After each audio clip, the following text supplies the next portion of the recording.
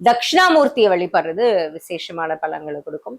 காயத்ரி மந்திரம் ஜபம் பண்றது, 108 தடவை ஜபமாலை ஒண்ணு வச்சுக்கிட்டு பண்றது, எண்ணி எண்ணி எண்ணி கரெக்டா அந்த கவுண்ட்ல வந்து பண்றது எல்லாமே ரொம்ப விசேஷமான பலன்களை கொடுக்கும். நம்ம படுக்கிற பெட் பக்கத்துல ஒரு பவுல்ல சந்தன கட்டை ஐயோ இல்லைன்னா வந்து பவுல் ஃபுல்லா வந்து கல்லுப்போ வச்சுட்டு படுக்கிறது வந்து ரொம்ப விசேஷமான பலன்களை கொடுக்கும். அந்த நெகட்டிவிட்டி, அந்த மென்டல் ஸ்ட்ரெஸ், தூக்கமின்மை இது எல்லாமே போயிடும். பட் ரெகுலரா அதை பண்ணணும். ஒரு நாள் பண்ணிட்டு எனக்கு பலன் கிடைக்கல சொல்லக்கூடாது. இப்ப கல்லுப்பா இருந்தா அதை மாத்திக்கலாம். ஒரு 2-3 நாளைக்கு ஒரு தடவை மாத்தி அதை நம்ம கையில படாம அதை தண்ணியில அப்படி கரைச்சிடணும். சிங்க்ல அப்படி அதை போட்டுட்டு தண்ணியை திறந்து விட்டா அது போயிடும் கரைஞ்சிரும். நம்ம தொட்டா அந்த நெகட்டிவ் எனர்ஜில நமக்கு வந்துடும் இல்லையா? ஏன்னா அது வந்து கிரகிக்கக்கூடிய தன்மை இருக்கு கல்லுப்புக்கு, நெகட்டிவ் ஆராவ.